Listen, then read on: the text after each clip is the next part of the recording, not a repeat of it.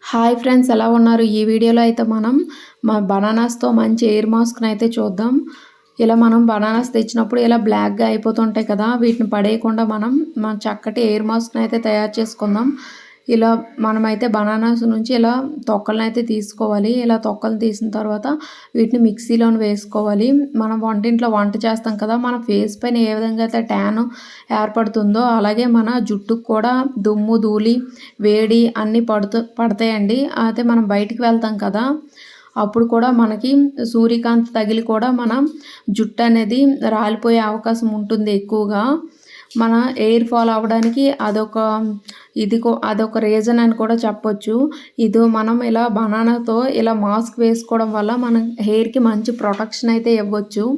ఇలా మనం స్మూత్ పేస్ట్‌లా చేసుకోవాలి. ఇలా చేసిన తర్వాత మనం దీన్ని ఎలా అప్లై చేయాలంటే మనం మునువేళ్ళతో మనకి మాడుకి అప్లై చేసుకోవాలి. ఇలా అప్లై చేయడం ద్వారా మనకి హెయిర్ గ్రోత్ అనేది అవుతుంది. అలాగే సిల్కీగా కూడా అవుతుంది. మనకి చుండ్రు ఏమైనా ఉంటే సరిపోతుంది. ఈ వీడియో కనుక మీకు నచ్చినట్లయితే లైక్ చేయండి, షేర్ చేయండి, సబ్స్క్రైబ్ చేయడం మాత్రం మర్చిపోకండి. Bye bye.